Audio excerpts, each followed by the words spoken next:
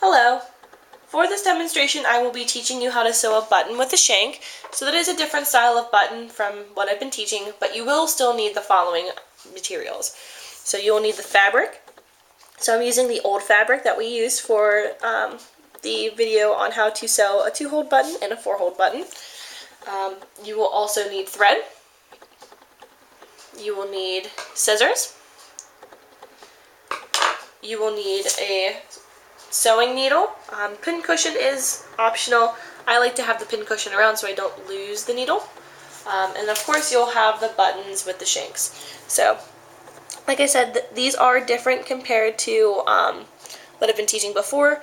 They only have 1 hole, and it is on the back of their surface. So, let me try to get that in a good shot. So, you can see that there's only 1 hole. So for this video though, I will be using the orange button.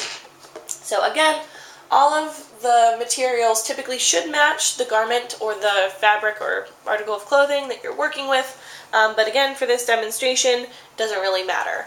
You really want to make sure that you match those materials if you're working with clothes, especially. For example, like a dress shirt, you would want all of the buttons and the thread to match the other buttons on the shirt.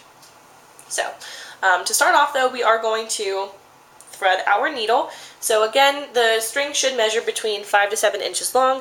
In my opinion, it should always be a little bit longer, or the longer you have it, the better, so you're not really short whenever sewing the button. But you are going to put the 2 ends of the thread together, leaving a loop at the end, and then you're going to take your needle and insert it through the eye of the needle. The eye is the circular part on the top of the needle. It's not the sharp end. So the eye functions as a place to put your thread. So I'm going to thread our needle.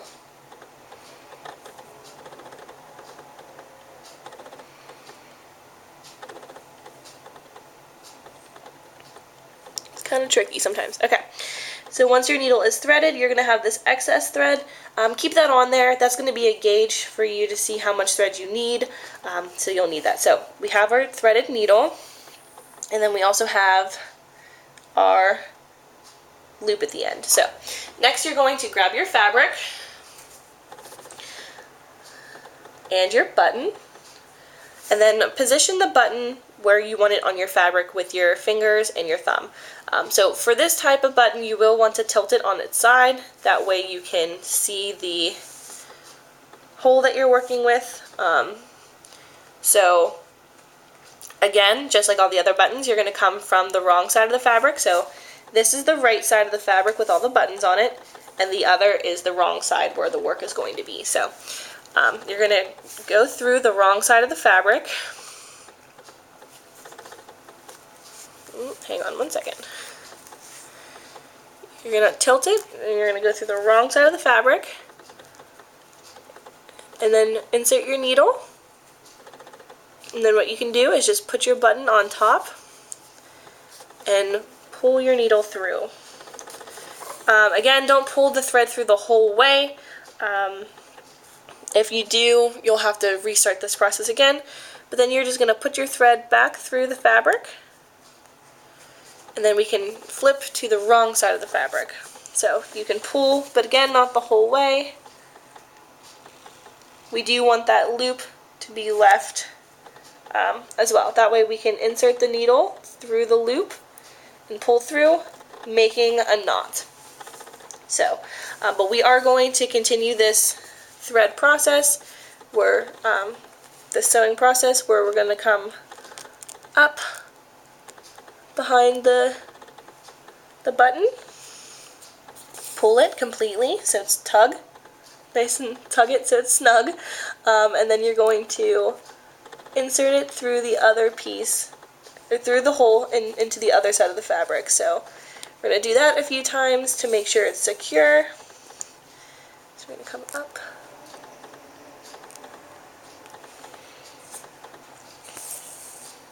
And again, through the other side of the button. Okay. So there we go. So our button is sewn on through the 1 hole on the back. And then again, we're going to bring up our needle from behind on the wrong side of the fabric to strengthen it even more. We're going to wrap the string or the thread around the button 6 times to keep it in place. So go 1, 2, 3, 4, 5, 6. Okay. And then you're going to take the needle and insert it through the right side of the fabric to the wrong side of the fabric, and then pull tight. Okay, so that way we do have our button. We have our button sewn and secured. So our button is good to go on the right side. But then on the wrong side of the fabric, we are going to make knots so the button is definitely secure in place. So we're going to gather a little bit of fabric with our needle, pull it through.